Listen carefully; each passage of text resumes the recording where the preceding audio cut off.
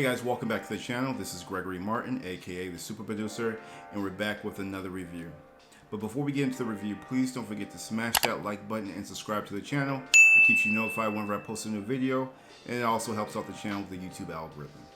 And with that being said, let's just jump right into today's review. And today we're reviewing the Netflix original series Warrior Nun, starring the wonderful and beautiful Alba Baptista, who I was not aware of before this series. One thing that really attracted me to this series, I saw that it was shot in Spain, and doing a little bit of research, I found out that she was actually Portuguese.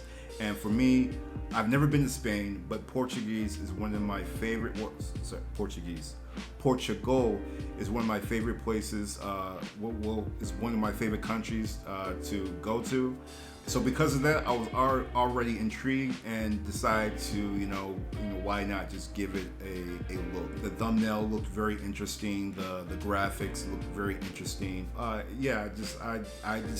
decided to dive and see what this series was about. Now, Warrior Nun is based off of a Canadian comic book called Warrior Nun Arealia. I'm not a huge comic book reader, especially anything outside of the States or the Marvel or DC universe. So when I saw the synopsis that Netflix gave on the series, I was a little skeptical. I didn't know what to really expect. I thought, more than likely this is going to be not a good series, and I knew I was going to have to suspend my belief on a lot of things, but that's what movies are. Sometimes you have to suspend your belief and just roll with what's going on. But to my surprise, this was a really, really interesting and good series. So Warrior Nun is about a girl named Ava, played by Alba Baptista, and she's given superpowers from a angel's halo. She's tasked with joining this ancient order of warrior nuns to fight like the devil or evil, a combination of both. Now, I know saying out loud, it kind of sounds, it could sound kind of wonky, or it kind of sounds on brand.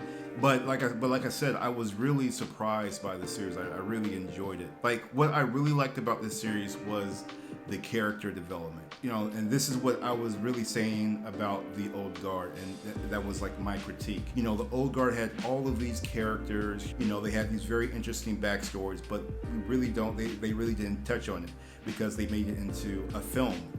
And so this series, I couldn't see it working as a singular film, because all of the complexities of these characters. Like, the series is 10 episodes, 10 45-minute episodes.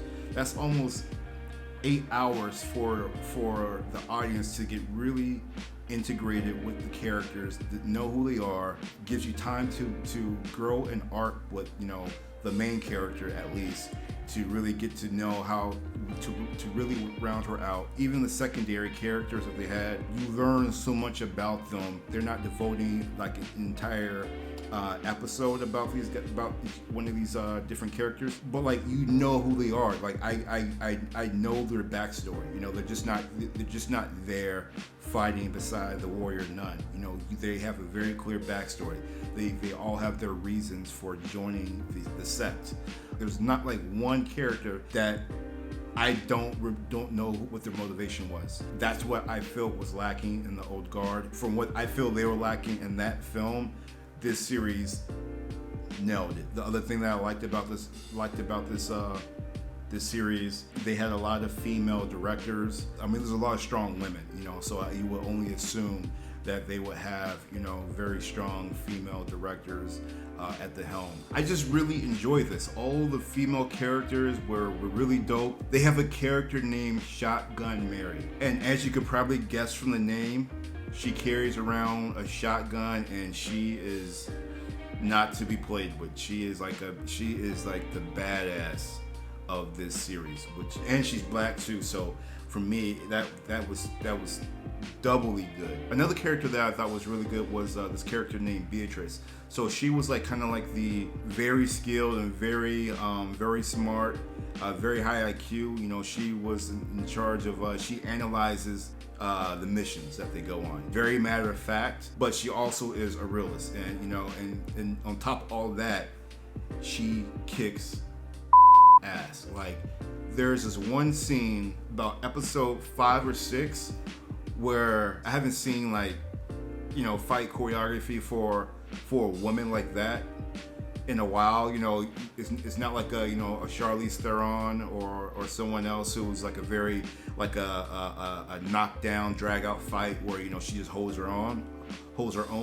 It kind of felt like Jet Li-ish to me, like very refined. I think it's safe to assume that she had some martial arts training, because the way her movements were very fluid. And I believe in order to pull that off as graceful as she did, she's someone who definitely has the chops, and she kicked ass in this role. Like, I was really happy about this character, you know, like I was so glad that she made it to the end of the season 1. I feel that they always try to throw in like a monkey wrench in what you think. So there was like certain moments where I thought that the creators were going to like take a left turn and like kill off, you know, someone that you kind of grew with over the 8 hours of watching the series. And I thought she was going to be that character, but I'm so glad that they didn't. She's going to be back for the next season, because she is like, I think she's going to be a fan favorite. Obviously,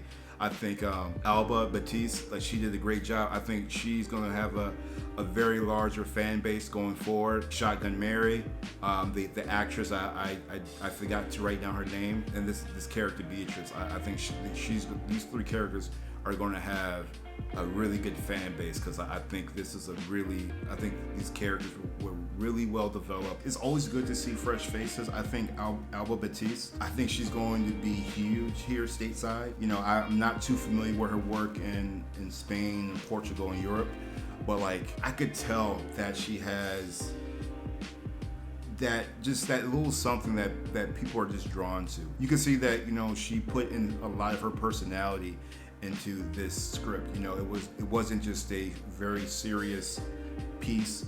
There was parts of levity. There was some dark humor. She played a really, really well-rounded character.